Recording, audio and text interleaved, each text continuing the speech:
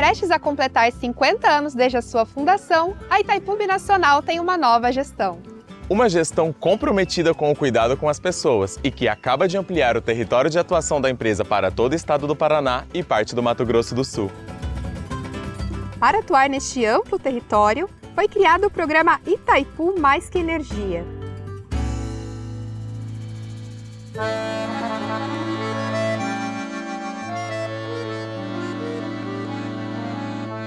A iniciativa engloba diversas ações sociais e ambientais, que antes estavam restritas à região em torno do reservatório. E que agora vão chegar a 434 municípios, que somam 11 milhões de pessoas e 200 mil quilômetros quadrados de área. São ações alinhadas com a missão da empresa de promover o desenvolvimento territorial com atenção especial às pessoas e ao meio ambiente. E que contribuem com os Objetivos de Desenvolvimento Sustentável da Agenda 2030 das Nações Unidas.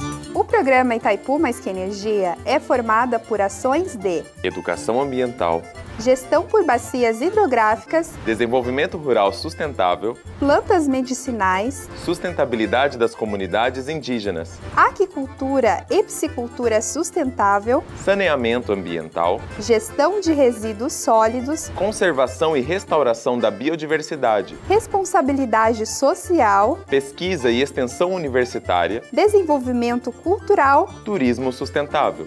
Itaipu Mais que Energia. Uma nova Itaipu, a serviço de um Brasil mais humano E sustentável.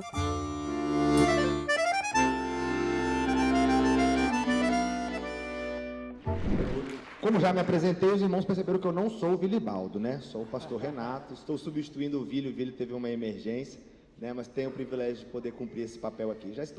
Vamos começar então com esse caso do Dr. Luiz Renato, ele vai se apresentar melhor e já dar início à parte dele. Fique à vontade. Oi? Amém. Bom dia.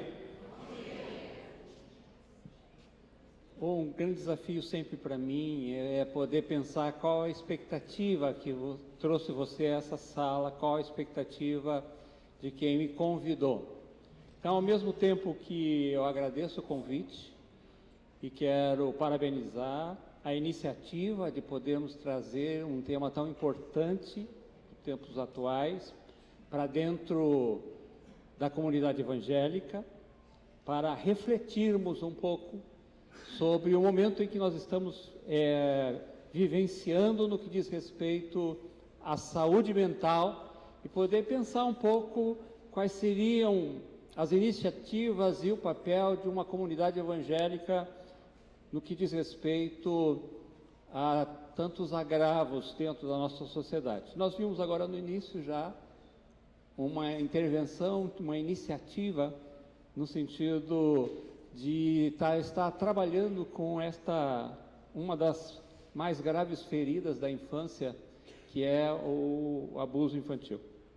Então, assim, eu gosto mais das perguntas, vou ser breve, vou tentar, controle meu horário, pastor Renato. Vou tentar ser o mais breve possível para que sobre mais tempo para vocês perguntarem, tá? As perguntas, elas me direcionam melhor e eu sou mais de ouvir as perguntas e responder, ou seja, do diálogo. Quando cheguei ali, li debate, falei, opa, estou em casa, né? É uma coisa que eu gosto de fazer. Não é aula, né, pastor Sevan? É um debate, é uma conversa, eu que estou aberto para essa conversa. Tá? Quando me convidam para falar sobre saúde mental, na grande maioria, na realidade, eles querem ouvir sobre doença mental. Até porque o doutor médico, meu caso, entende muito pouco de saúde. 95% dos médicos entendem muito sobre doença e nada ou quase nada sobre saúde. Então, eu vou ficar fiel ao tema, posso falar no finalzinho um pouquinho sobre o adoecer, mas vou ficar fiel ao tema de saúde mental na comunidade, ok? Quando você pensa em saúde, a gente tem que remeter ao conceito e à compreensão do humano como sendo um ser que tem um corpinho, bio, que tem uma alma, psi, e que está inserido numa comunidade e que tem um espírito e uma vida espiritual. Então, assim, vamos partir do conceito de que o homem é um ser biológico, psíquico, espiritual, inserido num ambiente, numa comunidade, ok? A partir daí, a gente define saúde como um bem-estar, que precisa estar presente em todas estas áreas. Um bem-estar, então, físico, psíquico, espiritual e social, ok? Então, vamos partir desse princípio de conceito de saúde, como bem-estar. E é importante que a gente tenha esta visão integralista de que esse bem-estar está voltado não só para o corpo, mas para o psi, como para o espiritual, como para o social. Se uma dessas áreas estiverem desequilibradas, nós não podemos falar em saúde, porque saúde é a plenitude dentro dessas quatro áreas. Mental. O que você entende por mental?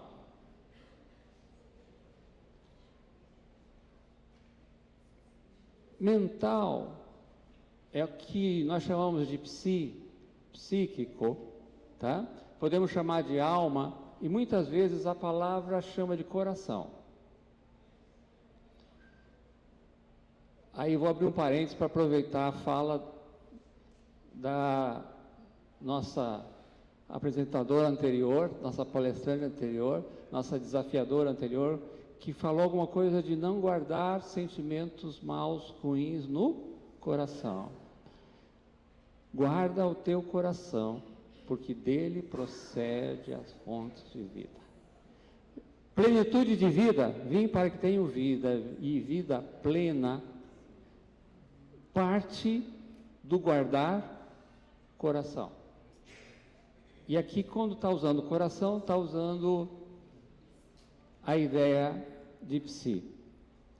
Então, mente, psiquismo, psique, são os nossos pensamentos,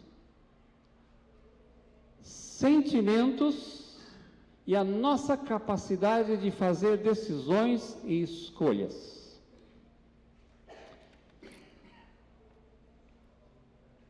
Pastor Euquias, bom dia, já agradeci o convite e já parabenizei pela iniciativa do tema neste ambiente da Convenção Batista Brasileira, porque é um tema que precisa ser discutido amplamente nas nossas comunidades.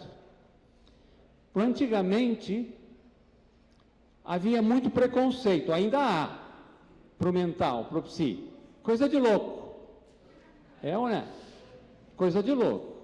Então, havia muito preconceito nas igrejas em relação ao psiquismo. A minha esposa, há 45 anos atrás, passou no vestibular de psicologia. E os pastores dela a proibiram de fazer esse curso, porque era do diabo. Ou o curso, ou a igreja. Lógico que ela optou pelo curso, continuou sendo igreja, e hoje, quem a conhece sabe de que ela, através do seu conhecimento, tem se dedicado a muitos projetos dentro da igreja, no sentido de ajudar pessoas e transbordar sobre a vida de pessoas.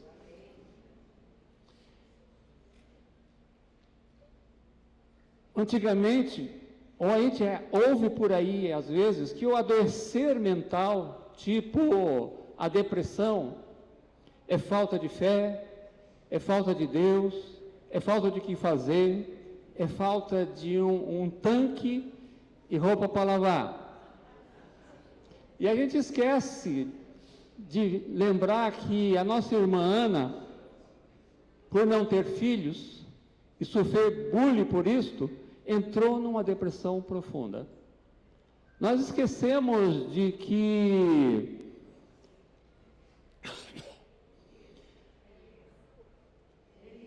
Elias entrou numa depressão e pediu a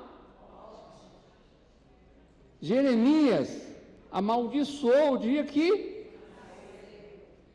Então, nossos irmãos, Davi, porque estás ansiosa, ó minha alma.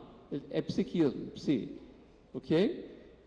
Então, todos nós estamos sujeitos a vivermos, em um dado momento da vida, um desequilíbrio. Mas a importância, vou trazendo aqui algum dado estatístico,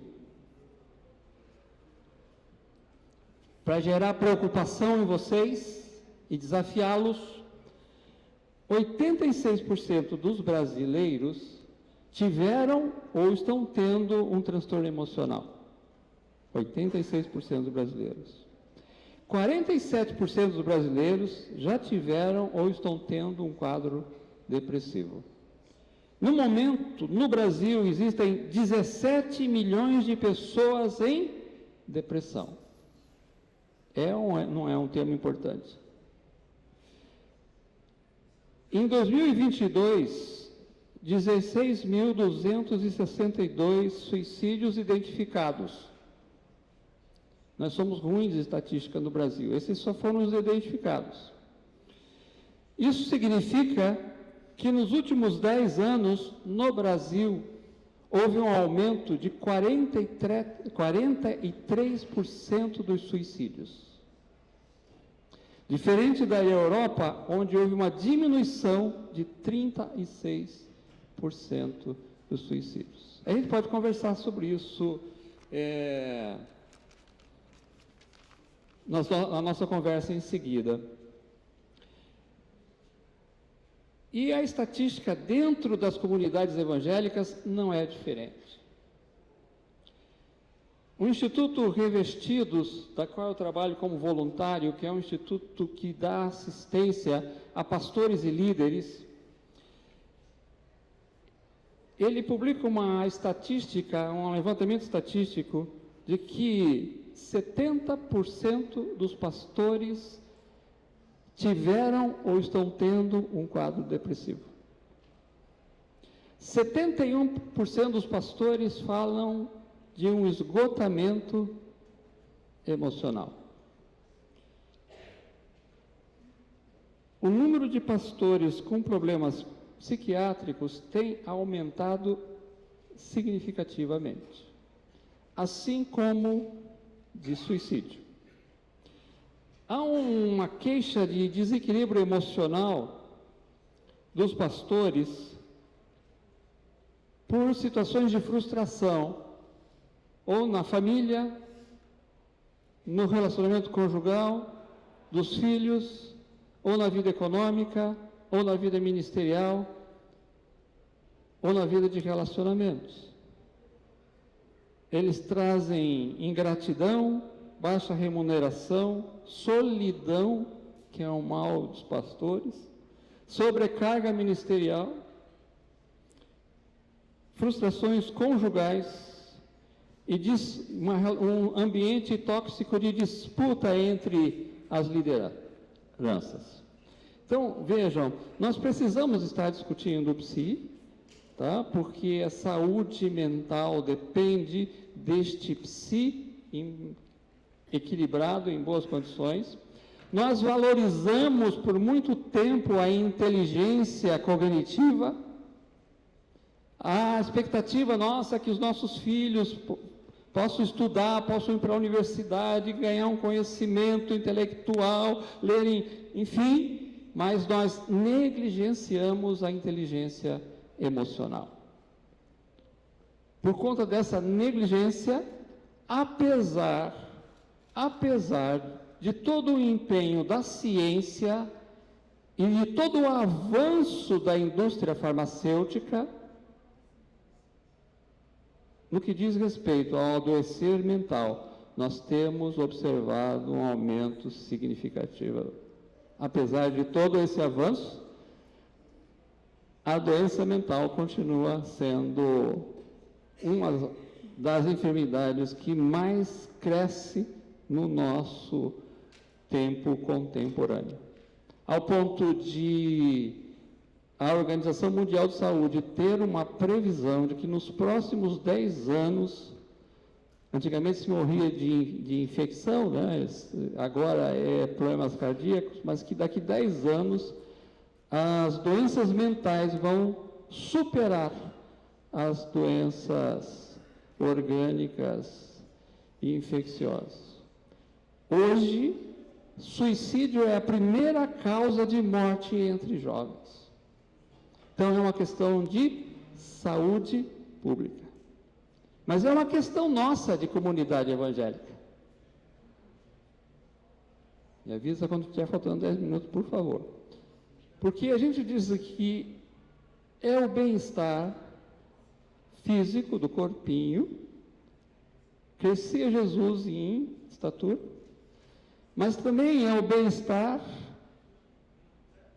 emocional, mas também é o estar social. E quando a gente vai na comunidade, no comunitário, no social, a primeira comunidade que o recém-nascido vai experimentar é a comunidade familiar, em especial o relacionamento aí no início da vida com a figura materna.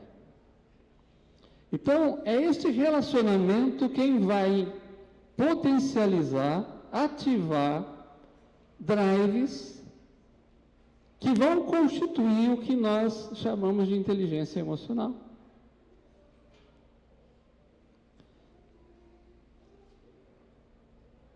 Esta relação inicial, essa comunidade primitiva da relação mãe-bebê se olhando, se admirando, traz não só os suprimentos das necessidades biológicas para o corpinho, como alimento e cuidado higiênico, mas também traz enriquecimento psíquico. Ok? Instalação e ativação de drives. Situações de traumas de encontro, de indiferença emocional, de situações delicadas em que a mãe muitas vezes está atravessando uma depressão pós-parto, um cuidado ambivalente, enfim, uma série de situações. Depois esse social, esse comunitário se amplia para a entrada do pai e dos irmãos. E aí a figura paterna é fundamental nesse processo de poder inicialmente fazer o corte do cordão umbilical para que essa criança possa continuar se expandindo do ponto de vista de inteligência emocional e de relacionamento social. Depois da família, isso se amplia para a igreja, porque essa criança é levada para a igreja, primeiro para o berçário, depois para a escola dominical, né? Para a escola da colônia de férias, enfim, e depois a escola. Esse é o social. Do período em que o mental está sendo desenvolvido. Então, quando nós pensamos no abuso sexual que foi apresentado aqui, ou outra qualquer atividade de abuso, abuso de autoridade, abuso psicológico, enfim, esse abuso, ele é traumático para o emocional, traumático para o psiquismo, produz bloqueios e ativa drives emocionais que vão repercutir depois no comportamento, nas dificuldades emocionais e comportamentais. E se a gente for ver as estatísticas, a grande maioria dos abusos acontece no seio da família. E, infelizmente, agora, também vemos aparecendo nas estatísticas abusos que acontecem no seio da igreja. passa a ser traumático por conta de que é impingido algo que é traumático a partir de alguém que tem autoridade sobre aquele ser. Seus pais, seus familiares, seus líderes espirituais, seus professores. Então, se esse ser, dentro dessa concepção divina de Deus nos entregar a nossa casa, o cuidado de um ser que vai iniciar o processo de desenvolvimento do seu corpinho, do seu psiquismo, da sua mente, das suas relações sociais e o seu desenvolvimento espiritual, Deus sabia o que estava fazendo. Mas é responsabilidade da família. Então veja, se você quer produzir um estrago muito grande na próxima geração, é simples. É só se infiltrar na família e produzir um desequilíbrio familiar. Se o pai vai ter uma função importante de instalar drives importantes, entre eles identidade e propósito no novo ser, é simples, é só desmontar a paternidade, que você desmonta a autoridade e identidade. E você vai ter uma geração sem identidade, não sabe nem se é homem ou mulher. Sem identidade, sem propósito e sem disciplina.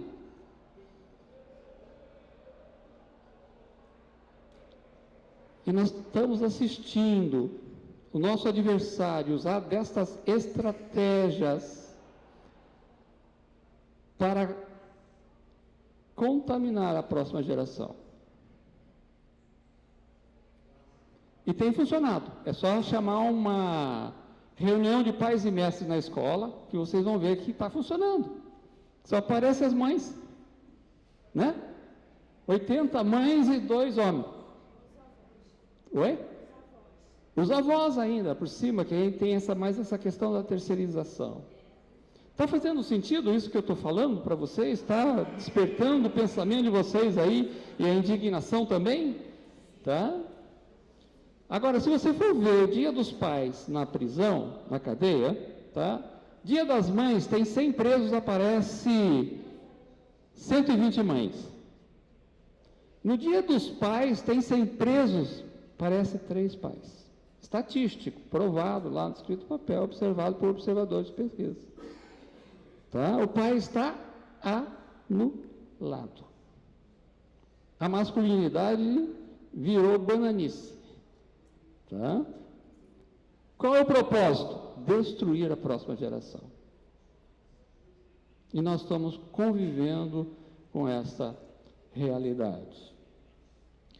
Então, qual seria a discussão dentro da nossa comunidade evangélica para fazer frente a estas questões todas? Nós vimos há pouco, pelas estatísticas, que a prática religiosa não resolve, porque tanto faz sem prática como prática, os indicadores são os mesmos.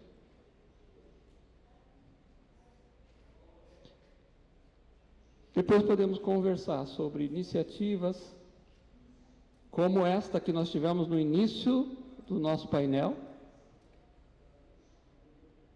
para poder fazer o enfrentamento de um grave e terrível problema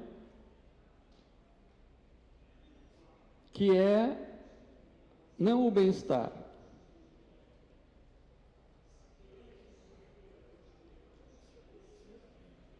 O que a gente já sabe desse desconforto, desse não bem-estar biológico, psíquico, espiritual e social. Esse bem-estar é aquilo que Jesus disse assim: eu vim para que vocês tenham vida plena. Eu sou diretor executivo de um instituto chamado Instituto Zoe, Vida Abundante. A gente tem trabalhado, procurado trabalhar, ajudar as igrejas a trabalhar essa questão da vida plena. Plenitude de vida é ter plenitude em todas as áreas da nossa vida. E poucos conseguem chegar a esse nível de plenitude. A religião não resolve, a medicina não resolve. Sou médico, por isso posso dizer, né? 80% da população já usou ou está usando medicamento psicotrópico. Nem vou pedir para levantar a mão aqui quem já usou ou que está usando remédio para ansiedade, para dormir, para depressão, para levantar, para controlar a atenção e o foco. Nem vou perguntar, porque tenho certeza que daria uma média aí de 50% da plateia usando o psicotrópico, sem resolver o nosso problema. Tá? Então, essa é a inquietação que eu gostaria de deixar com vocês. Tá bom? A gente volta a conversar agora nas perguntas, que aí facilita mais para mim.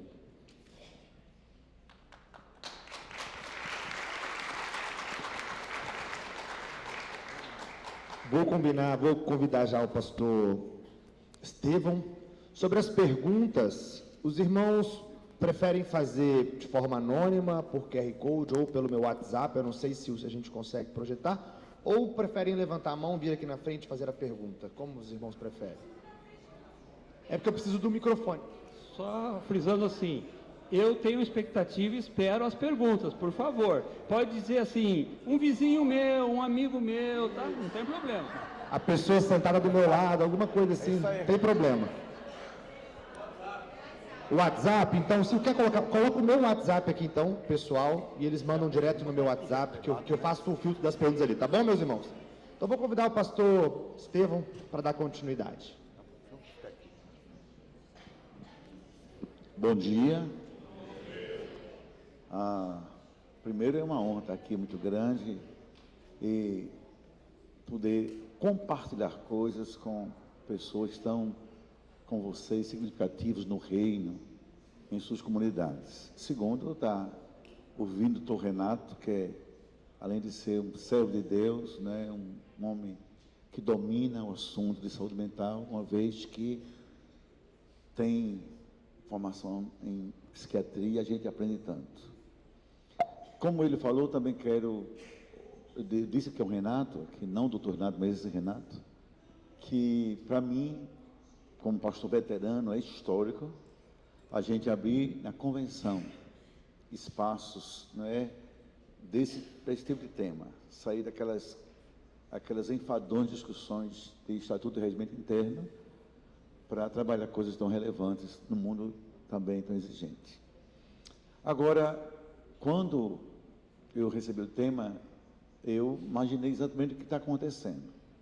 Por isso que eu disse ao Renato que o Renato falasse primeiro. Primeiro porque ele é um médico, é um psiquiatra, e o tema é saúde mental. E segundo, que eu quero fazer uma correlação entre saúde mental na comunidade e em nós que lideramos comunidades.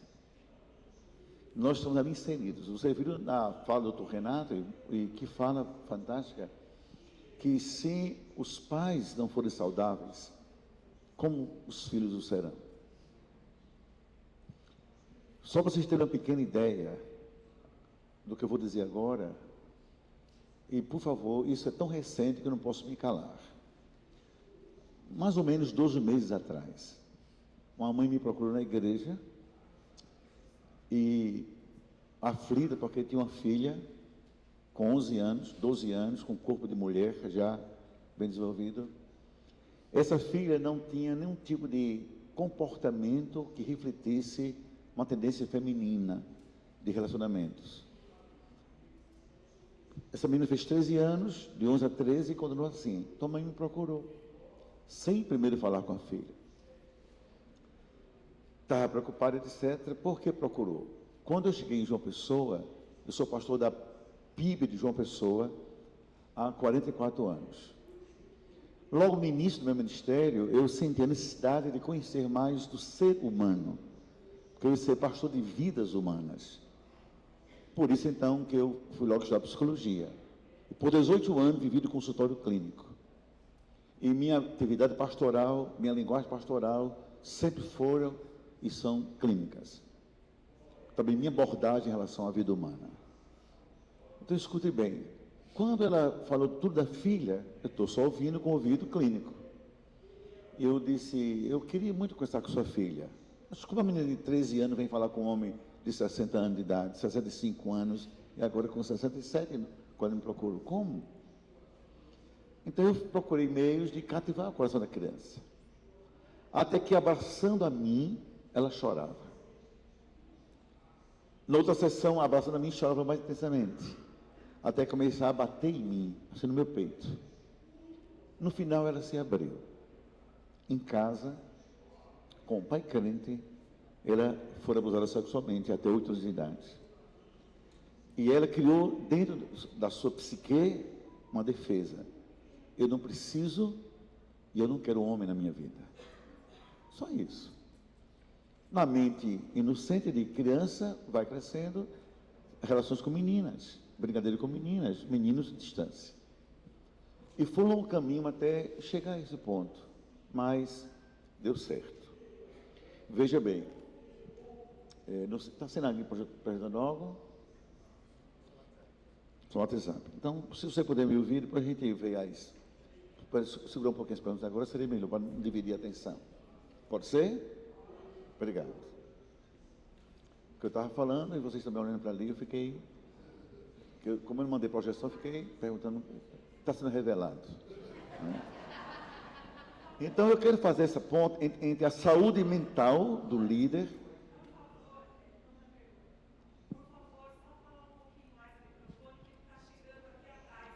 Obrigado. Melhorou? Melhorou. Então, olha, eu quero fazer uma ponte entre a saúde emocional do líder na comunidade. Porque essa saúde do líder vai refletir a saúde comunitária. Um pastor doente gera igrejas doentes. Um pastor estressado não pode ter ovelhas relaxadas. É muito trabalho para o Espírito Santo numa situação dessa. Primeiro ponto, eu dividi em 4 abordagens. Conhecer-se a si mesmo. Sem o autoconhecimento, a gente não tem condições de tentar conhecer o outro. Esse é o grande problema. Porque quando você não se conhece, você tende a formar mecanismos inconscientes de negação de quem você é. Ou distorcer quem os outros são. E essa tensão é grave. Primeiramente, nós temos limites. Assumir que temos limites. Não somos anjos, somos seres humanos. Temos que ser humanamente nós e humanamente nós. Somos humanos. Segundo, temos carências. E elas provavelmente serão projetadas na relação com a comunidade. Carência afetiva e de N possibilidades. Somos falhos. Não somos perfeitos e precisamos de ajuda. Por exemplo, olha que fantástico, a gente hoje desconstrói um mito de 20 anos atrás. Pararmos para ouvir um médico psiquiatra e um médico crente. Porque no passado, que era o psiquiatra, era aquele que era de doido. Não era o psiquiatra, era a nossa imagem social. Quem ia para um psiquiatra? Então, quando eu procurei a sala 1, eu não achei, eu disse assim, eu estou ficando doido, cadê a minha sala de saúde mental? Não é? Então, olha só. Então, se a gente tem essas 4 consciências, assim, a priori, Estevão, você tem limites. Por isso que eu fui da psicologia. Estevão, você não é perfeito, assuma suas fases e as conheça. Você tem carências, trabalhe com elas. E, sobretudo, Estevão, você precisa de ajuda sempre. Sempre busquei ajuda. A segunda área importante é a gente assumir nossas vulnerabilidades como líderes comunitários.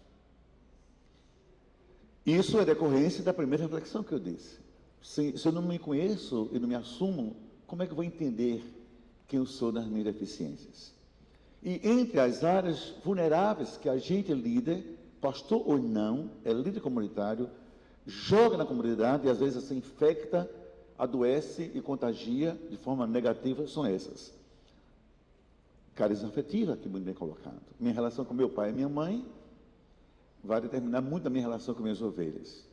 Ou de domínio, ou de afeto, ou de buscas irresolvíveis. Não tem como. O que está por trás de um pastor ditador? O que está por trás de um pastor dominador? Histórias de carências domésticas e afetivas graves. Temperamento e caráter, como reagimos para a vida. Porque a igreja é um desafio, a comunidade é um desafio. E como somos por dentro, um dia vai estar muito claro para quem está de fora da gente. Por exemplo, eu tenho 44 anos numa só igreja.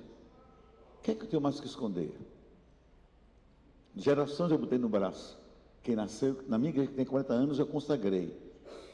Quem está morrendo, era amigo quando eu tinha, há 40 anos atrás, quando eu cheguei. Está lá dentro. Autoimagem e autoestima são tensões do líder comunitário. Como é que eu me vejo? Como é que eu me coloco diante dos outros? Isso vai determinar muito a saúde dos outros que lidam comigo. E, finalmente, em relação à sexualidade aqui também colocado. E a gente sempre tem um tabu sobre isso. E ainda hoje há esse tabu. Ele vai ser dissolvido aos poucos. A gente teve aqui ontem um painel sobre isso, fantástico. Quem imaginou que a gente fosse necessariamente ouvir um painel que lidasse com homossexualidade, transexualidade e disfunções sexuais? Num universo onde isso era tabu e diabolizado de forma radical, que não permite sequer conversar. Mas temos que... Sabe por quê? Eu e você, escute, você que me escuta. Nós não somos seres assexuados. E como lidamos com nossa sexualidade, de verdade, ou com as neuroses que ela produz, com nossas inverdades, tem tudo a ver como lidamos com os outros. Com o sexo oposto e com os dilemas atuais. Isso são grandes, graves. Terceiro, as pressões da origem de nossas dores. E aqui vou retomar um pouquinho do que o doutor Renato falou. Há pelo menos 6 áreas em nós, outras, é claro, que se a gente não cuidar, elas vão ser projetadas na nossa comunidade. Primeiramente, a questão de nossas dores, ingratidão. Como achamos que não nos compreendem. Como achamos que não nos reconhecem. Isso vai determinar um tipo de sentimento para com os outros. Ovelhas ingratas não são ovelhas que cabem bem no coração de quem lidera. Já começa uma rejeição ou um prejulgamento a quem são. Isso, a longo prazo, gera doença comunitária. É assim que eu vou ver os outros. Traições, sobretudo, não é? A nossa insignificância. Eu me lembro, por exemplo, quando o substantivo é fraco, ele precisa de um adjetivo forte. E quando esse adjetivo não é tão forte, eu me sinto menor do que eu sou.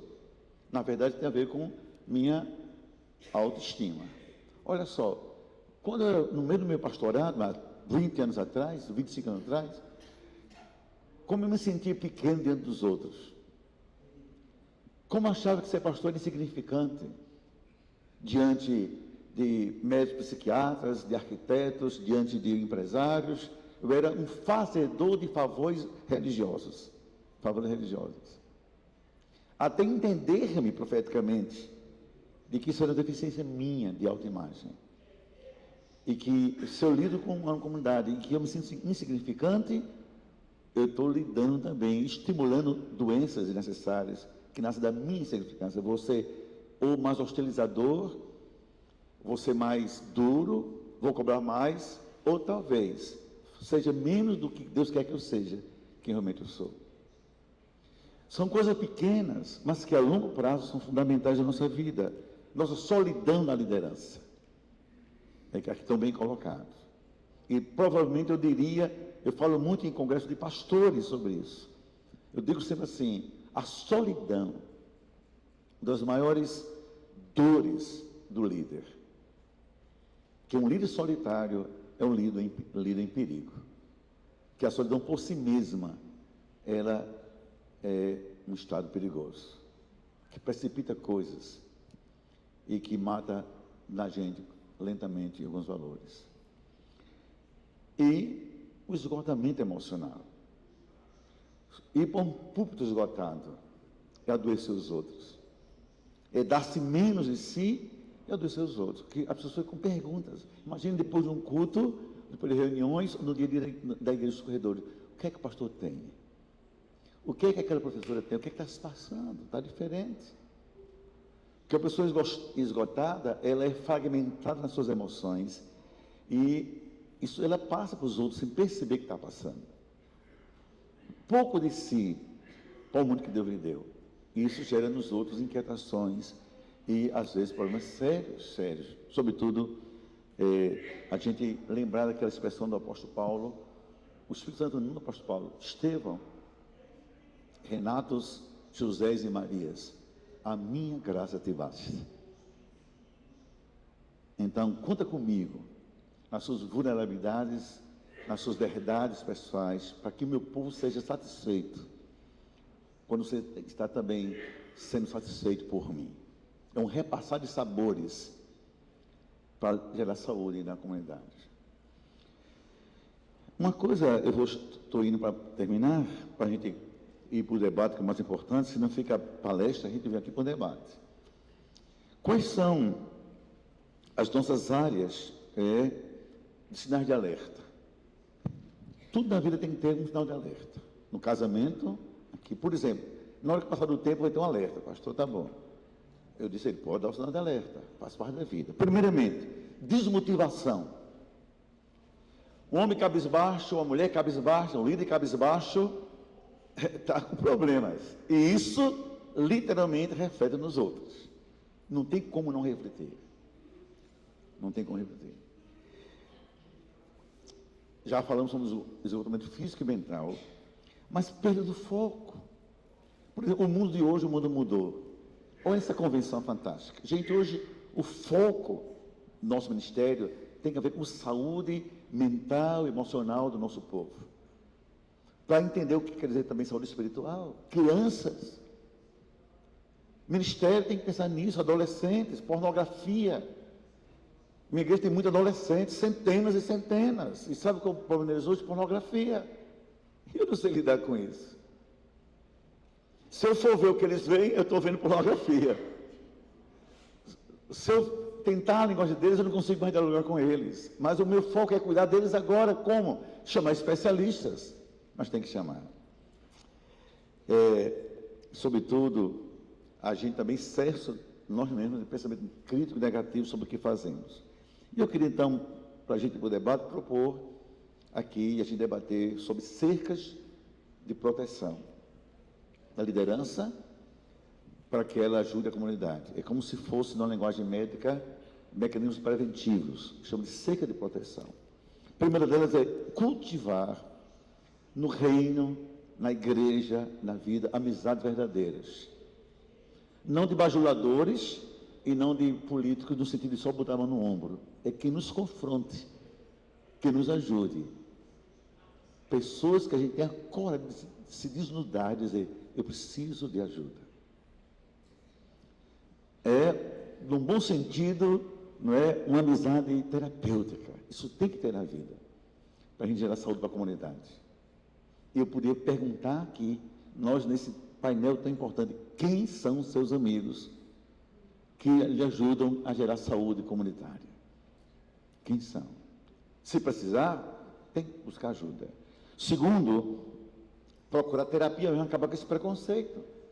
Um pastor terapeuta, ele sabe o valor de fazer terapia, de buscar ajuda, literalmente buscar ajuda e dizer, eu preciso, eu vibro quando o colega, Estevão, estou fazendo terapia, estava perdido, eu estava me desencontrado, que coisa fantástica, vá-se embora, que a terapia é fundamental para muitas coisas da vida.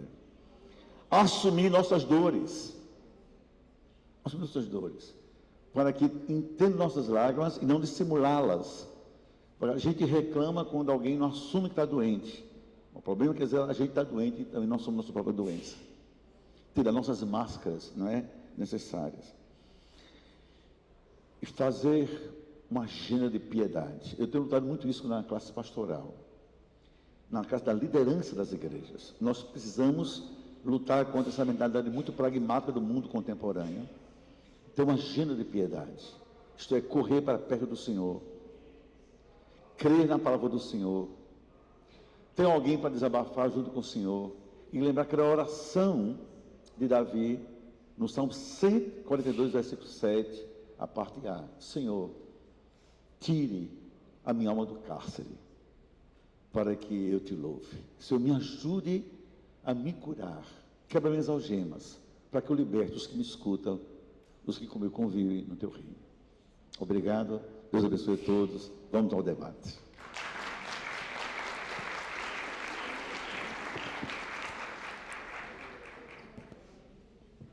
Amém. O meu WhatsApp pessoal está sendo colocado ali para você enviar a sua pergunta. Fique tranquilo, meu irmão, não vou lhe expor, tá bom? Pode ficar bem tranquilo, né? Vou receber aí a sua pergunta. Pode, mas tem que vir falar no microfone daí, tá bom? Só peço aqueles que quiserem perguntar com a mão, vir perguntar no microfone, a gente pede que seja feita uma pergunta. Porque a gente entende que quando a gente vai falar sobre saúde mental, psicologia, psiquiatria, todo mundo quer contar o caos, né? Quer contar uma história. Eu tenho o privilégio de lecionar as disciplinas de psicologia lá na Fabapar, e quando eu abro para pergunta, acabou minha aula. Eu não consigo dar mais aula. Então eu peço a compreensão dos irmãos, que nosso tempo é curto, as dúvidas são muitas, então faça a pergunta, combinado? Faça. Você quer fazer a primeira pergunta, meu irmão? Pode vir aqui. Venha cá. Muito bem. O microfone não é sem fio, meu irmão. O microfone é com fio. Não consigo levar o microfone aí.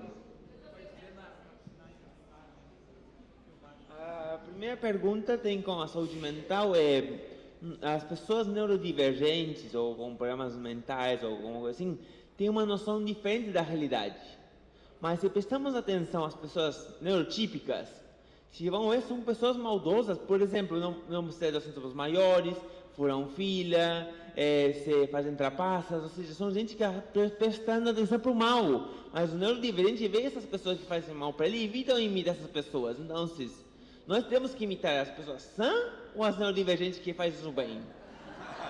Você é psiquiatra, viu?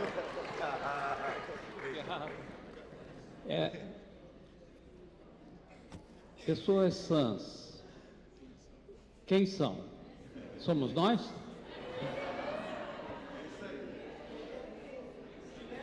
Qual é o nosso conceito de sanidade?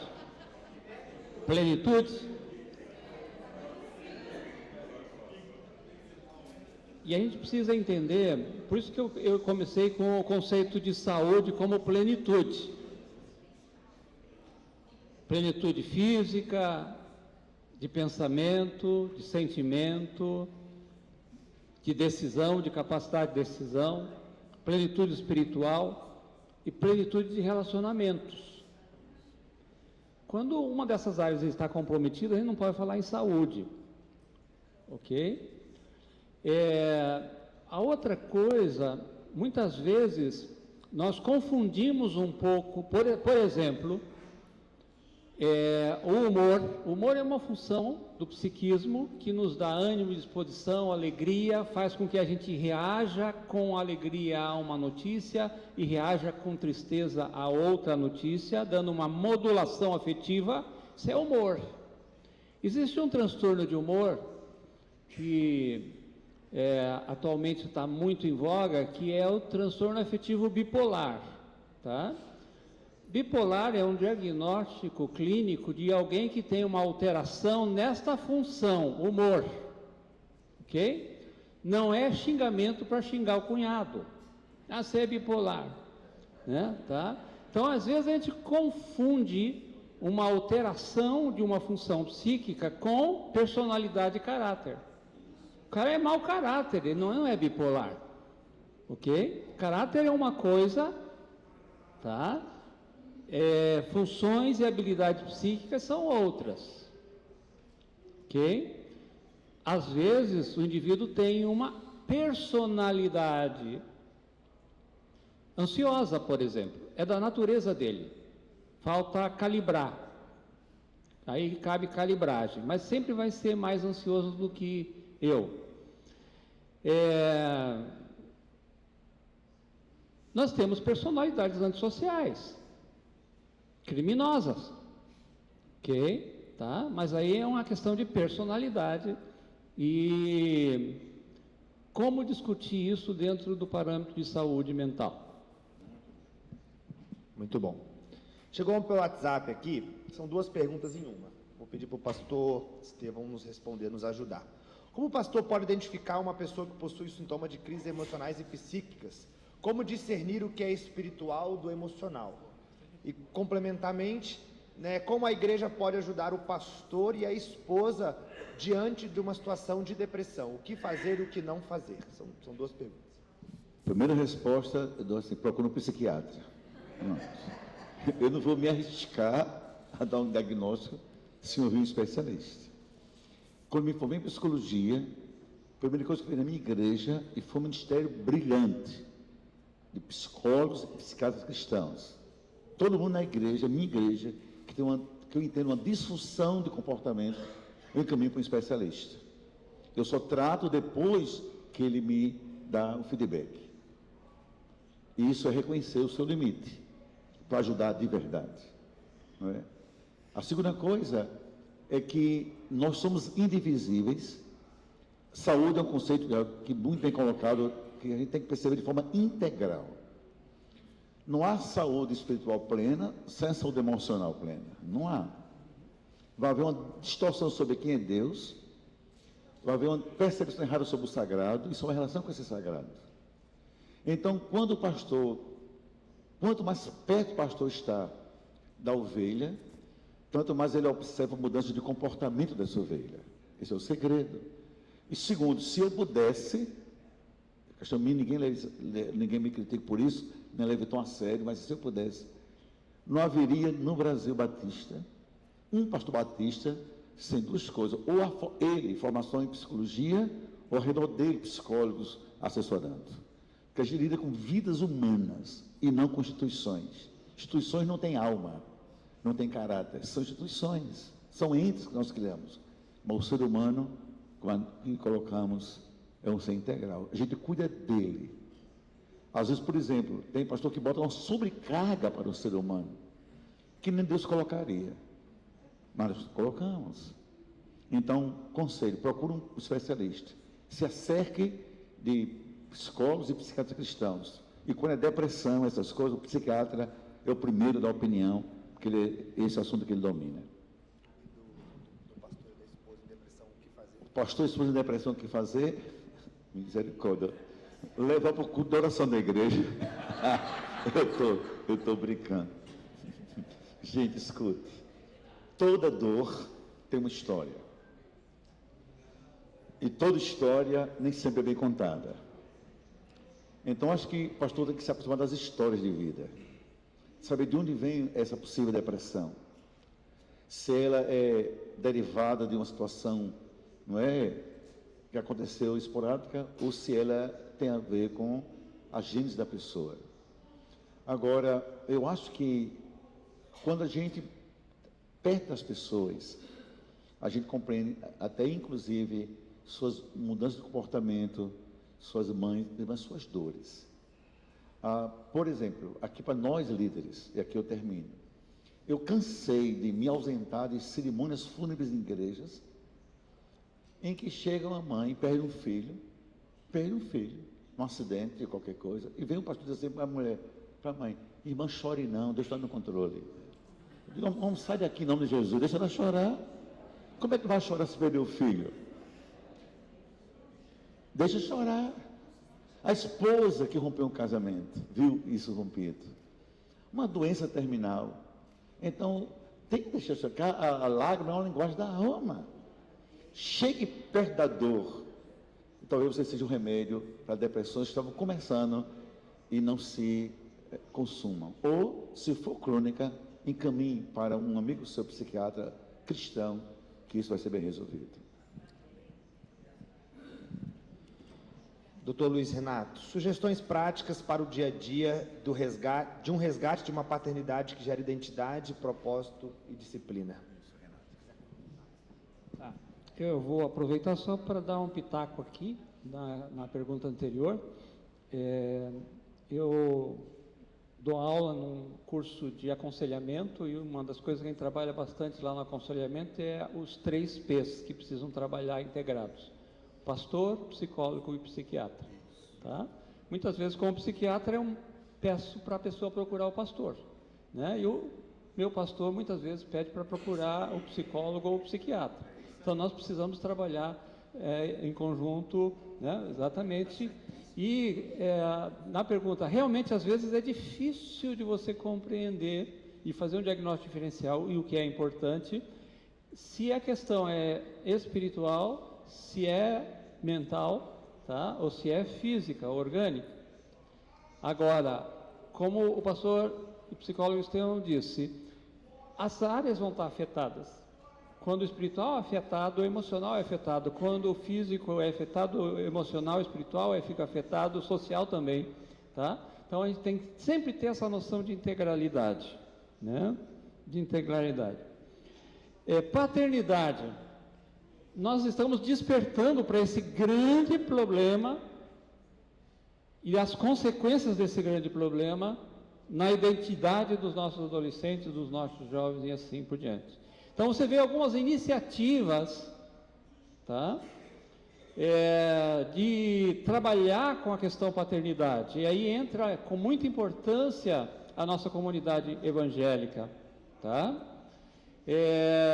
Hombridade está sendo trabalhado, até mesmo em termos de saúde pública, tem programas chamados Saúde da Família, tá? Para poder trabalhar a integralidade da família.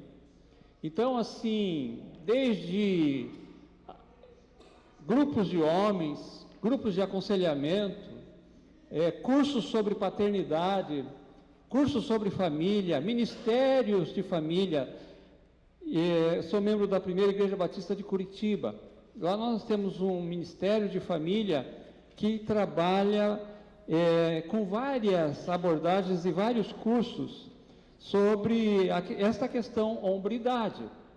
E lá, em especial em Curitiba, a gente tem visto crescer muito um movimento chamado Legendários, que vai trabalhar a masculinidade, porque o homem precisa resgatar o seu papel masculino dentro do contexto familiar. Nós temos um problema cultural, espiritual, emocional grave no nosso país, porque nós temos uma mulher fazendo o papel de pai como padroeira da nação. Pai-droeira, e é uma mulher, né? E como nossa cultura é matriarcal, muitas vezes nós encontramos mulheres fazendo o papel principal de sustento e de condução da casa, porque o homem abandona esse lugar. Então nós precisamos ter projetos e programas dentro da nossa comunidade, tá? Para poder trabalhar a hombridade e a masculinidade dos nossos homens. Culto de oração, irmãs do coque. Nós precisamos levar os homens a orar, a participar do culto de oração, por exemplo, né? Então não sei se eu respondi, mas precisa de programas, né? Nesse sentido, e o Ministério de Família precisa estar com atenção. Pode dizer. Pode perguntar. Então espera um pouquinho, tá bom? Você já pergunta, tá? Eu tenho mais uma pergunta aqui. Quando a filha chega para a mãe e relata que foi abusada, o primeiro aspecto é o aspecto de poder acolher. O acolhimento, né? Já foi dito aqui a importância de acolhimento. A importância da escuta, precisa ouvir, né? Porque muitas vezes, eu arrisco a dizer até que na maioria das vezes, é insuportável essa dor para a mãe, então ela acaba devolvendo um julgamento e um sentimento de culpa para a filha. Ah, você que é assanhada, né? E isto é trauma sobre trauma para uma menina, para um adolescente, né? Vai ter que lidar com 2 traumas, o do abuso, tá? E de não ser escutada e ser julgada, tá? Então a escuta, acolher isso, fazer uma fisionomia mais mansa possível, não de espanto, né? Isso serve para os terapeutas também, para os pastores também, né? A mãe precisa de ajuda, não dá para caminhar sozinha. De novo, lá no Ministério de Aconselhamento da Primeira Igreja Batista, nós temos grupos de acompanhamentos de pais de filhos abusados, tá? Ou de filhos que têm algum tipo de dificuldade sexual. E aí vem uma complicação, porque isso é um crime. E aí tem uma questão legal de denúncia dessa situação. E às vezes não é fácil, porque é um parente, é um pai, às vezes é o próprio pai, e aí vem uma decisão íntima, complicadíssima.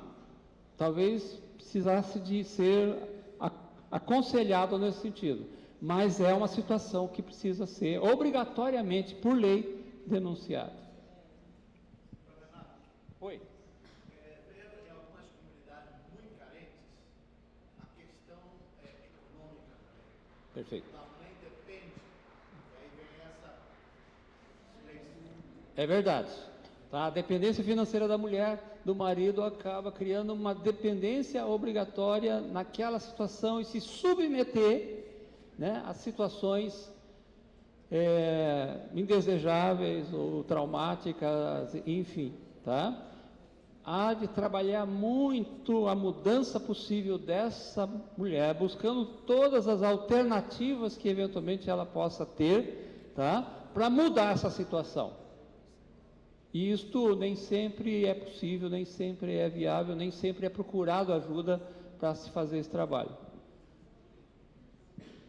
Só vou dar a vez para a moça ali atrás primeiro, e tem muita pergunta no WhatsApp aqui, eu tenho que filtrar, tá, gente? Não fiquem chateados comigo, porque eu realmente tenho que aplicar o filtro. Só venha rápido para a gente ganhar tempo, por gentileza.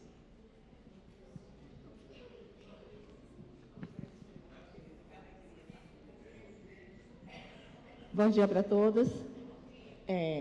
Irmão, fazendo uma palestra sobre suicídio para terceiranista em uma cidade, também fui acompanhada, estava na bancada um legista, um médico legista, e ele fez uma declaração que me chocou.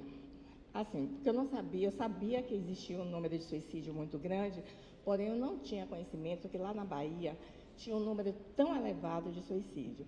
O que ele relatou foi que todo final de semana entra no ML de 12 a 14 pessoas que foram mortas pelo suicídio, que suicidou-se.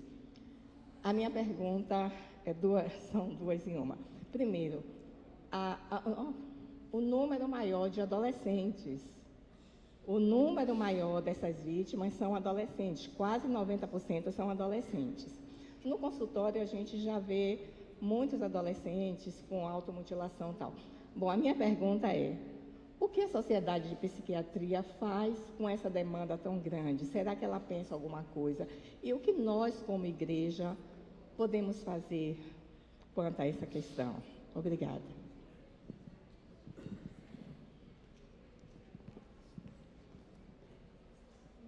É um tema que precisa ser conversado, debatido, trazido à tona com todo cuidado, tá?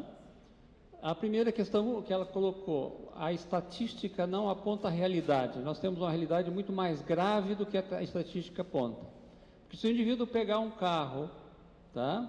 E tocar o carro no poste para se matar, a causa da morte vai ser acidente automobilístico e não suicídio, tá?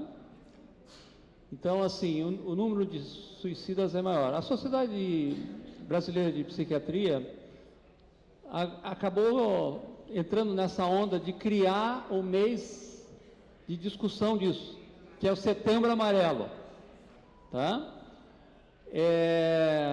Não vou lembrar o nome do rapaz, mas rapidamente, nos Estados Unidos o rapaz era muito querido na comunidade, era um rapaz que tinha síndrome de Down, e o sonho dele era comprar um carro para ajudar ali no vai e vem da família e dos vizinhos. Ele comprou um Mustang amarelo, né? E a felicidade dele era carregar as pessoas naquele Mustang amarelo.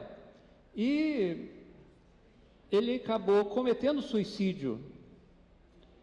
E como ele era muito conhecido, tinha muita gente no velório, e alguém teve a ideia de cortar uma fita amarela em pedacinhos e colocar no peito de cada um como uma forma de homenagear alguém que era apaixonado pelo Mustang amarelo. Isso virou um movimento nos Estados Unidos, e a sociedade trabalha com o Setembro Amarelo no sentido de trabalhar e monitorar iniciativas de prevenção, né? Que basicamente é acolhimento, escuta, tá? Eu estou falando aqui da PIB de Curitiba, porque é lá que eu conheço os serviços, tá? Mas eu acredito que tem muitos serviços por aí. Lá nós temos, dentro do Ministério de Aconselhamento, Linha da Vida, é um plantão permanente. Você pode ligar a qualquer tempo, que alguém vai te atender, vai te acolher, vai ouvir, vai te orientar, vai orar com você.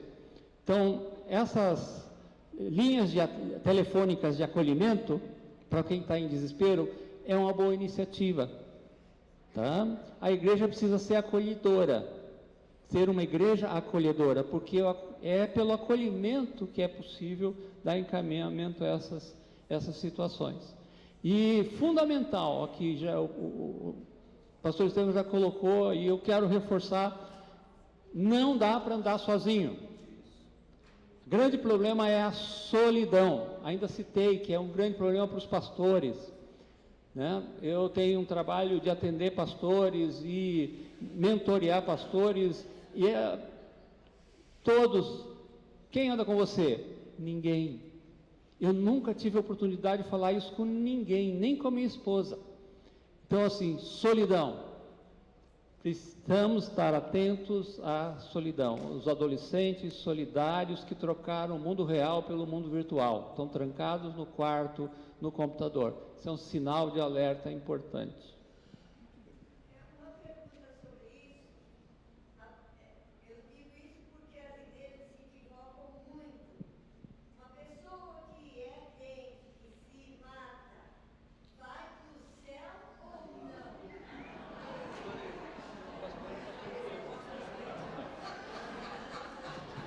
Isso não é comigo, isso é com o Espírito Santo. Eu vou complementar a pergunta da irmã, que perguntou se suicídio é pecado ou não, com uma pergunta que a gente tem aqui, que é como trabalhar a questão de transtornos que são definidos pela Bíblia como pecado. Isso é a afirmação da pessoa que fez a pergunta, não é minha, tá?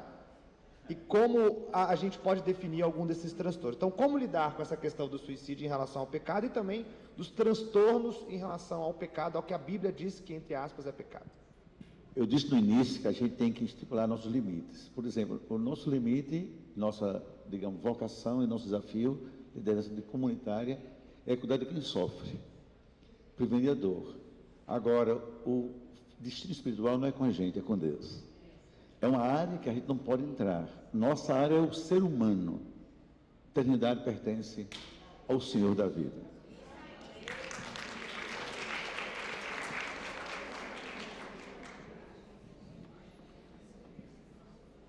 Diante do agravamento dos transtornos mentais, a gente tem visto esse aumento, né, constantemente. Além do acolher, como foi colocado aqui, doutor Luiz Renato, além do acolher e do ouvir, né, fazer aquela escuta ativa, existe algum outro recurso que tanto a igreja ou uma pessoa leiga, né, possa usar como ferramenta de cuidado para essas pessoas que sofrem? O aconselhamento, então, que seria acolher, ouvir, né?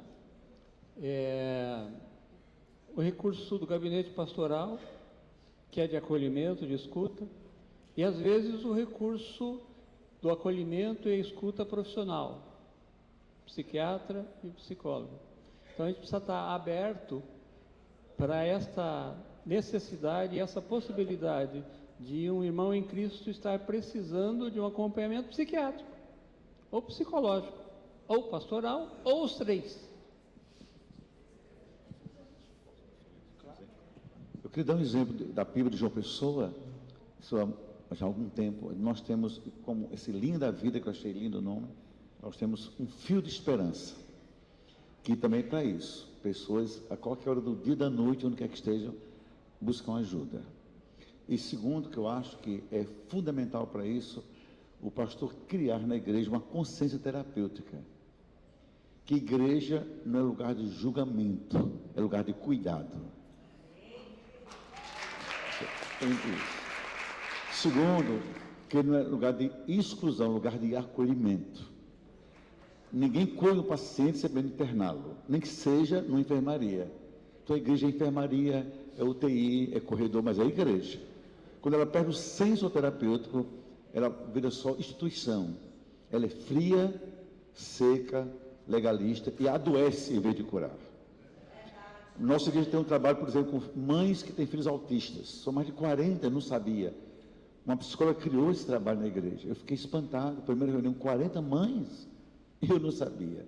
Então, eu era um pastor desinformado, que esse no mundo contemporâneo é um problema sério na família, o autismo. Agora, mães com filhos com disfunções do tipo de sexualidade, são muitas. Alguns até não querem se apresentar, tem que cuidar disso. E o médico, e aqui o doutor Luiz Renato, é alguém que se arrisca a salvar vidas, mesmo lidando com a morte, com essa possibilidade. Então a igreja tem que se arriscar a cuidar, mesmo lidando com riscos. Mas Jesus disse claramente: vinde a mim, e eu vos aliviarei. Essa consciência tem que nossa mente, esse painel é para isso. Isso para estar na gente líder. Comunidade é terapêutica, e não é adoecedora. Pastor Estevão, como nos envolver com a dor e o sofrimento do outro sem permitir que sejamos afetados? Os pastores que dizem que isso é difícil. Mas vamos lá. Na psicologia, aqui tem psicólogos me ouvindo, psicólogas me ouvindo, inclusive uma ex-ovelha minha, psicóloga de alto nível. Olha só, a gente aprende duas coisas. Uma é empatia, outra é defesa. Você não ajuda sem colocar-se. Também não ajuda adoecendo-se. A gente viu agora na pandemia do Covid, quantos vezes morreram contaminados com o vírus que iam cuidar. Então a gente tem que criar uma linha, né, tênue de defesa a partir de nós mesmos, da nossa própria cura. Da nossa própria cura. Segundo, do nosso papel terapêutico e pastoral. Estou ali para cuidar. Quando você cria limites, ainda que tênues, mas são limites, você vai criando também caminhos de autodefesa. É difícil, mas tem que acontecer. Porque toda terapia, a gente sabe que em psicoterapia, uma das coisas mais terríveis é a transferência. Quando você saiu do papel terapêutico para viver como se fosse o paciente. E assumir as suas demandas e seu jogo de situações e carências. Então, tem que se cuidar nisso. Pedir a Deus graça. Pedir a Deus proteção. Mas, sobretudo, a coragem de amar a pessoa como ela é. Eu não creio em nenhuma ajuda que não seja empática. E também ninguém pode se proteger a não ser criando também suas defesas. Então a empatia me faz, conta comigo. Jesus, por exemplo, diz, Jesus lidou com todo tipo de gente e morreu sem pecado, morreu sem doença. E quem sabe a gente coloca na função terapêutica da igreja o que ele disse aos discípulos antes de subir. Como o Pai me enviou, eu vos envio a vós. Eu vim cuidar, cuide de vocês também. Essa é a função de vocês. Dr. Luiz Renato, excluindo casos de surto e grave crise, quais as alternativas aos psicotrópicos? Como assim? Ah, é droga.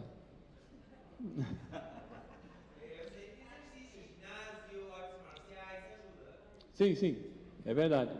Né? Nós vivemos aí um dilema, porque avança a tecnologia, avança a indústria farmacêutica e não dá conta, porque o arsenal terapêutico que nós temos, ele é sintomático para os sintomas e ele trabalha a neuroquímica do cérebro. Se a gente não trabalhar a mente, ou seja, o emocional, os pensamentos, a capacidade de decisão, o espírito e o social, você vai ficar injetando droga a vida toda. Ok? Então, o que nós temos hoje de arsenal medicamentoso? Depressão, antidepressivo. Certo? Ansiedade, ansiolítico. E só. Né? Moleza fazer psiquiatria. Né? Daqui a pouco o computador está fazendo, é só digitar lá os sintomas, ele entrega a receita de um antidepressivo, um ansiolítico, um estabilizador de humor, seja... Então, essa medicação muitas vezes é necessária e é importante, tá? No sentido de corrigir uma alteração química do cérebro, mas a gente não pode esquecer do espírito, tá? Não pode esquecer da alma, que é um grande problema que nós vivemos ainda hoje no seio médico, como subdivisões e no seio da igreja, tá? O médico doutor do corpinho, ele esquece que o doente tem uma alma, que ele tem sentimentos, que ele tem pensamentos, que ele tem a possibilidade de decidir sobre a vida dele. Tá? O médico do corpinho esquece que o paciente tem alma. E tem psicólogos assim, tão apaixonados pela alma, que esquece que o sujeito tem pensamento, tem mente, tem cérebro. Certo? Tá? Então, assim, essa dicotomia não contribui com a visão de integralidade do ser. Tá? Eu costumo brincar com meus colegas ou com meus alunos, dizendo: corpo sem alma é defunto. E alma sem corpo é assombração.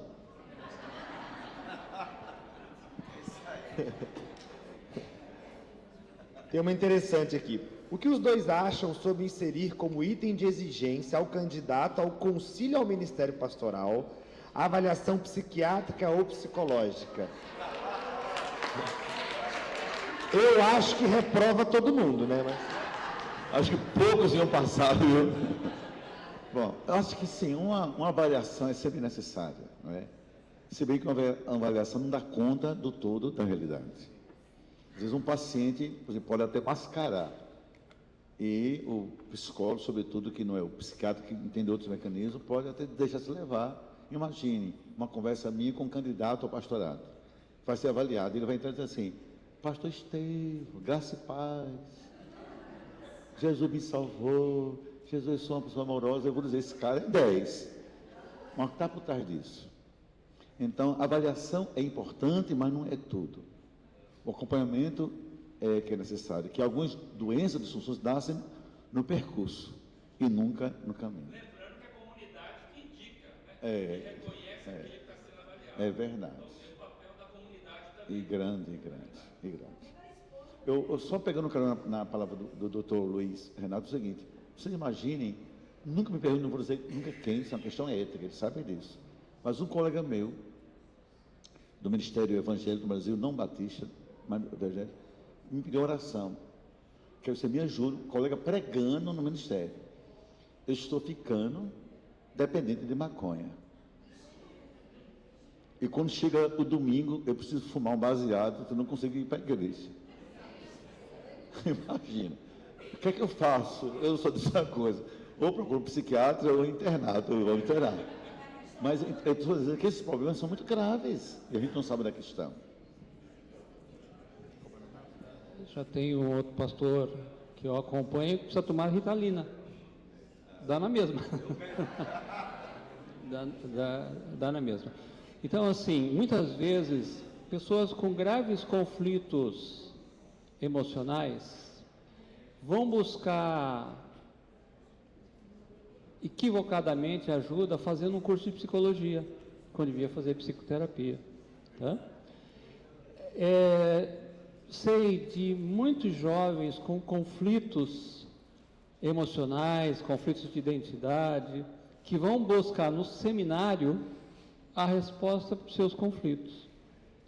Então, tenho encontrado, porque eu faço atendimento a algumas instituições missionários, tá, que procuraram se tornarem missionários para tentar resolver uma questão pessoal, emocional sua. E aí vai dar errado, né? Vai dar errado, vai dar problema, tá? Missionários que foram enviados agora estão tendo que ser recolhidos porque deram problema. Na realidade, pegou o caminho errado. Quando deveria se cuidar, achou que cuidando dos outros resolveria os seus problemas.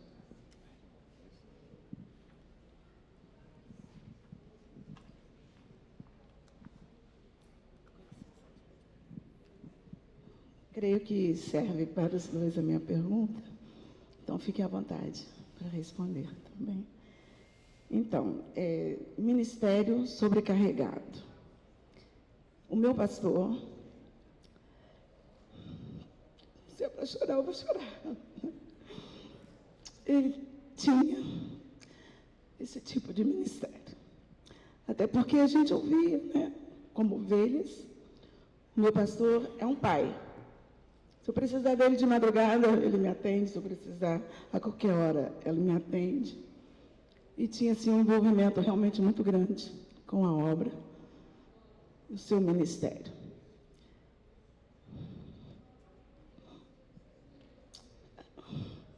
Desculpe, irmãos, eu vou falar. É agora que eu vou fazer.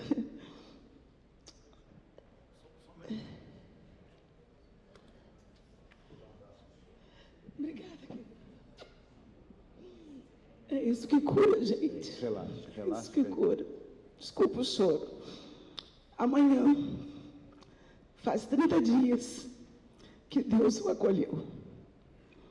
Sem nenhuma doença, aparentemente. Cometido de 3 infartos. À noite passou mal, foi socorrido. Às 10 horas, veio a notícia do falecimento. Esse ministério sobrecarregado, eis a pergunta, pode ser uma das causas de seu falecimento?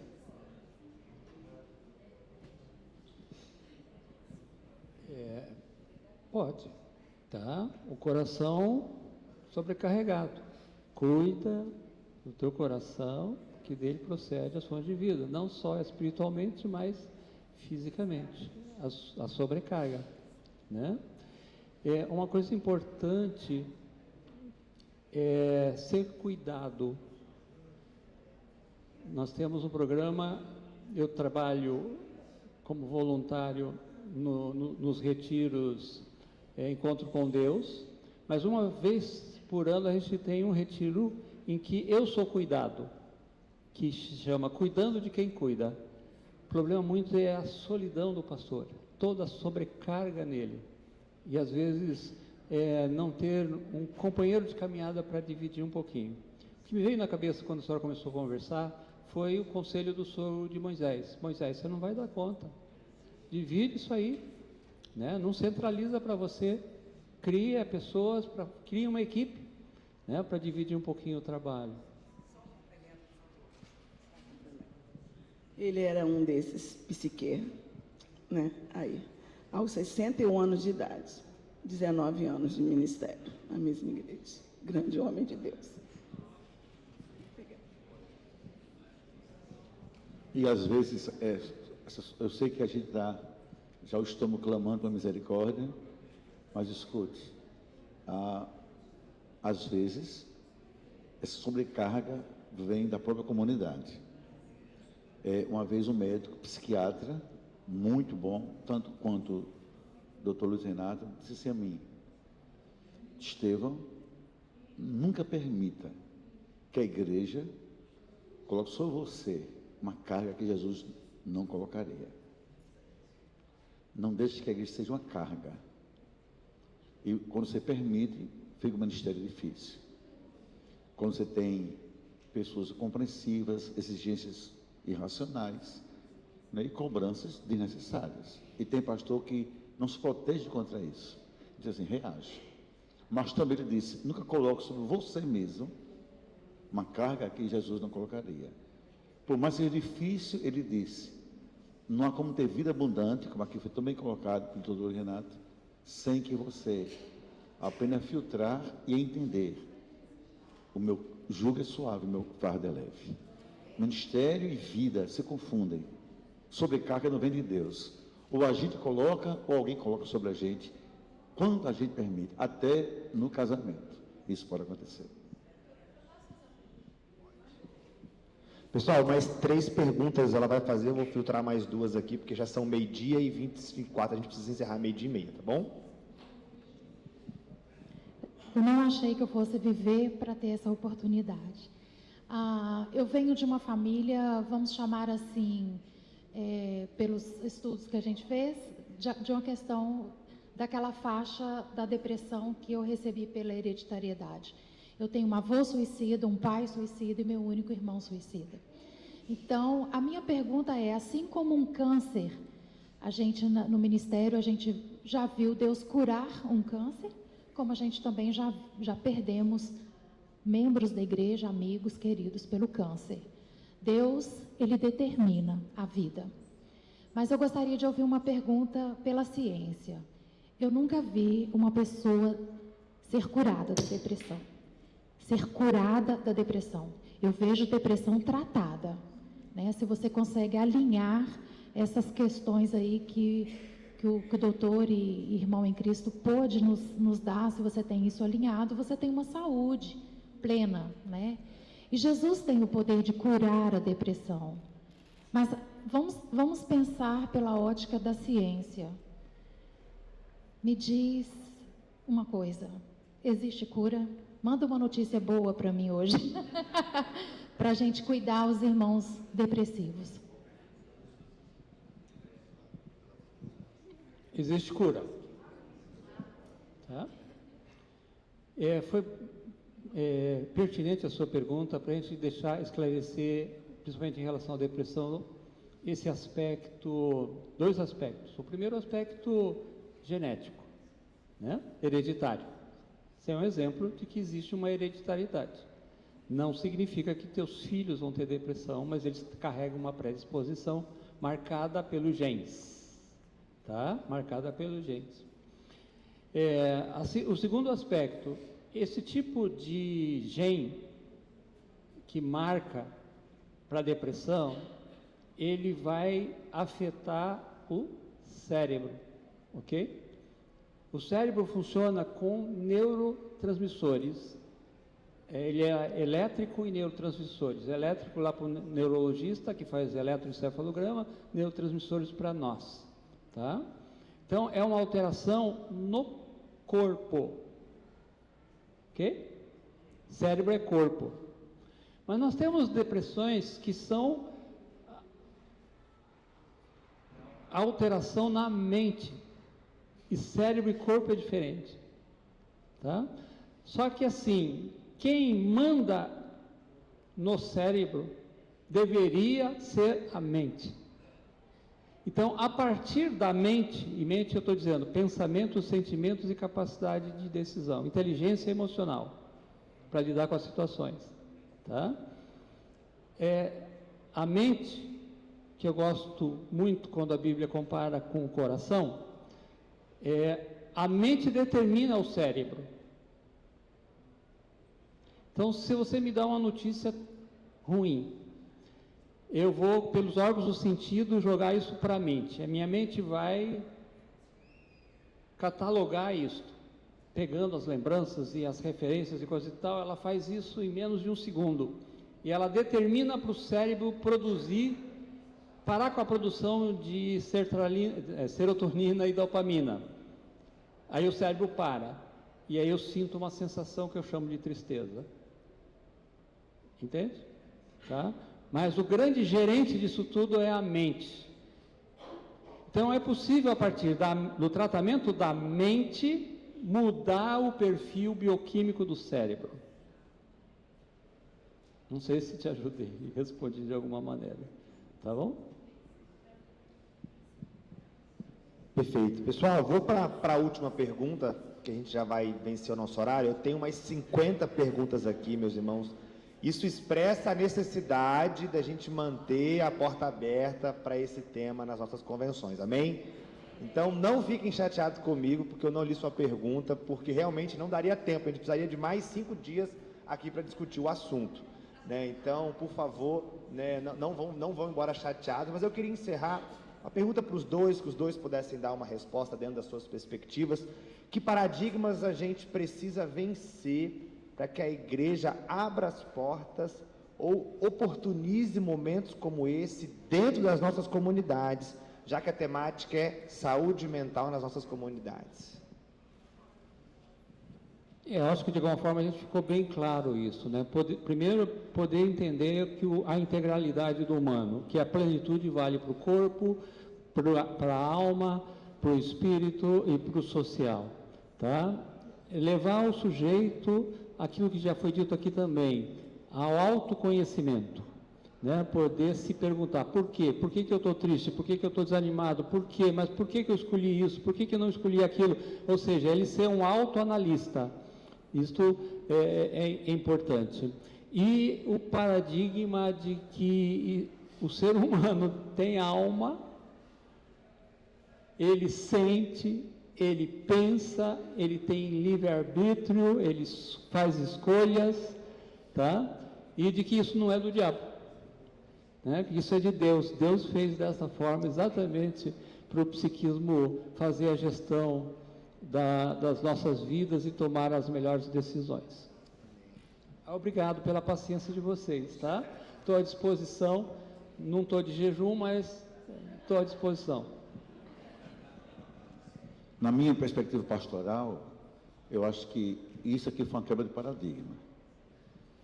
Mas vamos lá, eu acho que a igreja, aqui nós líderes pastorais e líderes comunitários, pastorais, todo mundo faz isso, acabar com essa tendência de espiritualizar demais a vida, sem pensar nessa vida integral.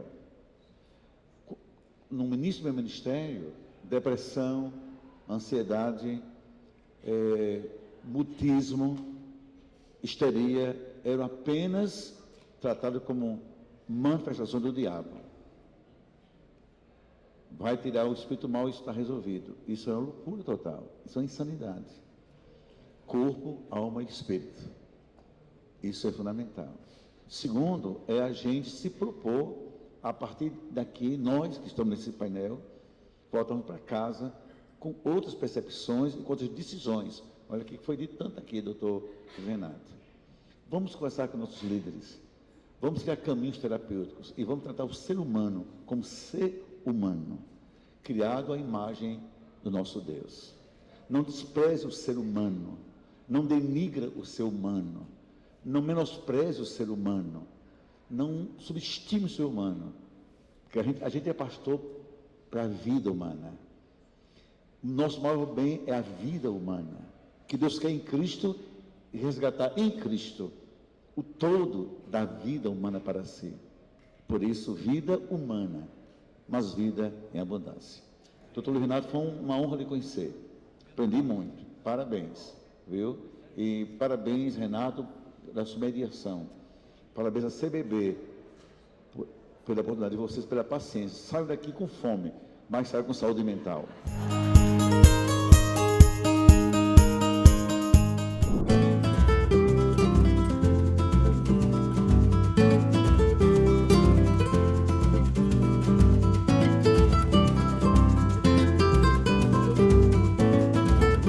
Prestes a completar 50 anos desde a sua fundação, a Itaipu Binacional tem uma nova gestão. Uma gestão comprometida com o cuidado com as pessoas e que acaba de ampliar o território de atuação da empresa para todo o estado do Paraná e parte do Mato Grosso do Sul. Para atuar neste amplo território, foi criado o programa Itaipu Mais que Energia.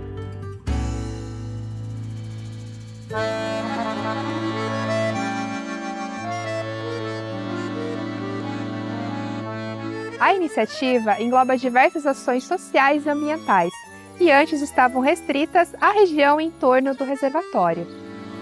E que agora vão chegar a 434 municípios, que somam 11 milhões de pessoas e 200 mil quilômetros quadrados de área. São ações alinhadas com a missão da empresa de promover o desenvolvimento territorial com atenção especial às pessoas e ao meio ambiente. E que contribuem com os Objetivos de Desenvolvimento Sustentável da Agenda 2030 das Nações Unidas. O programa Itaipu Mais que Energia é formado por ações de Educação ambiental, gestão por bacias hidrográficas, desenvolvimento rural sustentável, plantas medicinais, sustentabilidade das comunidades indígenas, aquicultura e piscicultura sustentável, saneamento ambiental, gestão de resíduos sólidos, conservação e restauração da biodiversidade, responsabilidade social, pesquisa e extensão universitária, desenvolvimento cultural, turismo sustentável. Itaipu Mais que Energia. Uma nova Itaipu, a serviço de um Brasil mais humano e sustentável.